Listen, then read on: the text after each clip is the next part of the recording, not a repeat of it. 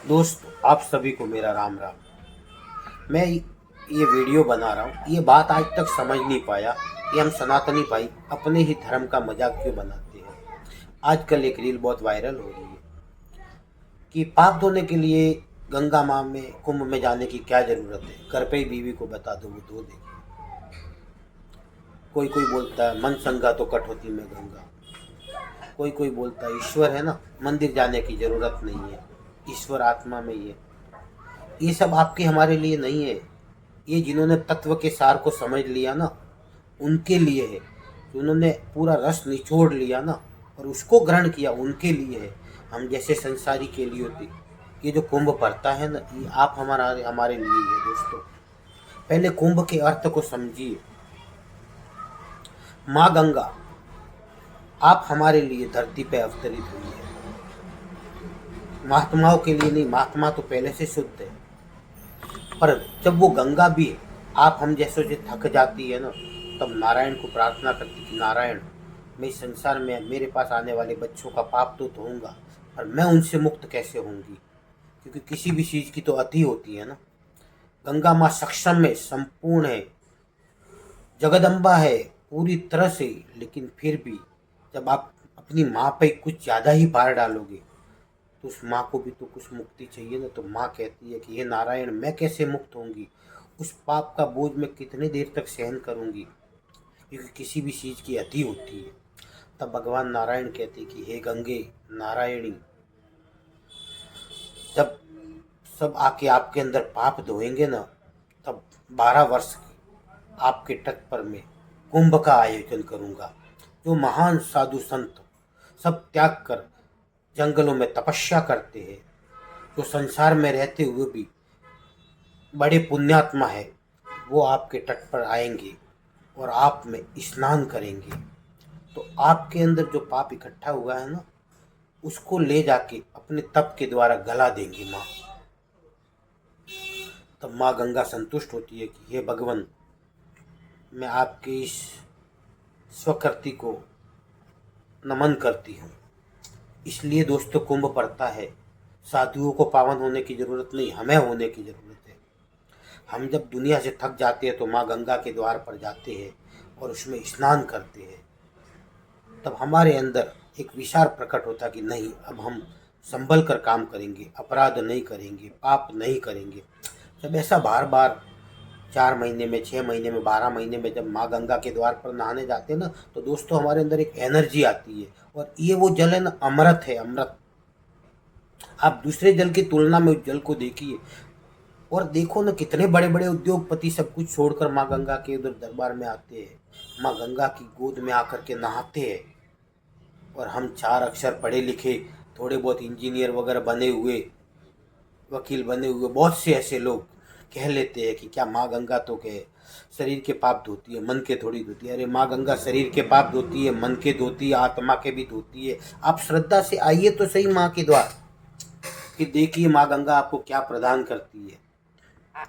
अरे दोस्तों, ये जो साधु संत आते हैं ना, ये आपके हमारे लिए आते हैं। हम जो ये दुकानों पे 10 रुपया 20 रुपया मांगने वाले भिक्षुक हैं ना, वो साधुओं के आवरण है। उन्हें साधु समझे नहीं, वो उनके आवरण है। वास्तविक साधु है ना, जो तपस्या करते हैं बड़े बड़े जंगलों में रह के, भूखे प्यासे, और फिर 12 वर्ष में एक बार माँ गंगा के तीर पर आते हैं और उसमें स्नान करते हैं। वो उनको पाप हरने आते हैं, पर फिर भी उनको प्रणाम करते कि हे माँ, हम आपकी शरण में आए हैं, हमारा उद्धार करो। वास्तविकता में तो वो अपनी देह के तपन से माँ पर चढ़ा हुआ पाप हर के फिर अपनी तपस्या से गला देते हैं। इसका अर्थ ऐसा नहीं है कि माँ गंगा सक्षम नहीं है, पर किसी भी चीज़ की अति होती है ना दोस्तों। इसलिए कभी भी अपने त्योहारों संस्कृति का मजाक मत उड़ाइए। हमारे पूर्वजों ने बूंद बूंद से सरोवर भर के हमारे लिए संस्कृति को सहेज कर रखा है। कभी आप बड़े बुजुर्गों को देखना, वो कभी मजाक नहीं उड़ाएंगे। जब वहाँ भी जाते हैं ना, इतने प्रेम और श्रद्धा से नमन करते हैं। और हम खाली रील बनाने जाते हैं। बनाओ ना रील, अच्छा है। जितना प्रसार होता है सनातन का उतना अच्छा, पर अच्छी अच्छी रील बनाओ दोस्तों। कभी अपने धर्म का कोई दूसरा भी मजाक उड़ाते तो उन्हें रोको कि नहीं, मजाक मत उड़ाओ। माँ गंगा हमें भी तारेगी, शरीर के पाप धोएगी, मन के पाप धोएगी, आत्मा के भी धोएगी। दोस्तों, मंदिर जाने से, माँ गंगा के द्वार पर जाने से आप यकीन मानोगे जीवन में कितना बदलाव आता है। और ये संपूर्ण दुनिया है, फिर हरिद्वार में ही क्यों बढ़ता है, प्रयागराज में ही क्यों बढ़ता है, नासिक में ही क्यों बढ़ता है, उज्जैनी धाम में ही क्यों बढ़ता है? क्या दूसरी नदियां नहीं है, वहां नहीं बढ़ सकता? पर सोचिए कितना महत्व होगा। इसलिए प्यारे दोस्तों, आपको हाथ जोड़कर निवेदन करता हूँ, अपने धर्म को समझिए, तत्वों को समझिए। शिवरात्रि आने वाली है, महादेव जी पर भी भांग के वगैरह वीडियो मत बनाइए। एक शब्द आता है भोले भंग व्यसनम, भोले भंग व्यसनम, इसका अर्थ होता है भोले को भांग का व्यसन है, ये नहीं। इसका अर्थ होता है भगवान भोले को त्रिपुर राक्षसों के, त्रिपुर जो भवन है ना, उनको भंग करने का, उनको खंडित करने का नशा है। समझे ना मित्रों? माँ गंगा किसी भी त्योहार पे मजाक वाले वीडियो मत बनाइए। अपने धर्म का जब तक आप सम्मान नहीं करेंगे, दुनिया नहीं करेगी। सोचिए सनातन धर्म की महानता कि जब आदमी थक जाता, हार जाता है, कहीं उसे कोई रास्ता नहीं दिखाई देता, तो वो आत्महत्या नहीं करता है, या तो वो साधु बनता है, अच्छे रास्ते पर जाता है, या फिर तीर्थ स्थलों में आकर के भगवान को नमन करता है और नई ऊर्जा प्राप्त करता है, फिर आगे बढ़ता है। आप ऐसे धर्म के, ऐसे तीर्थों के बारे में, माँ गंगा के बारे में, माँ गोदावरी के बारे में ऐसे मजाक वाले वीडियो कभी गलती से भी मत बनाना। आप सभी को जय राम जी की। कुंभ जाना चाहिए, ये हमारा त्योहार है, हमारी संस्कृति है। दिगंबर महान संत आते हैं और उनके चरण रजों से वो भूमि पावन होती है। दोस्तों, जब जब भी ऐसी, मुझे तो नहीं मिला है जाने का सौभाग्य, फिर भी दिल में इच्छा है, पर कभी भी ऐसी वीडियो मत बनाना। खूब अच्छे अच्छे वीडियो बनाना, आपकी रीलें भी वायरल होगी।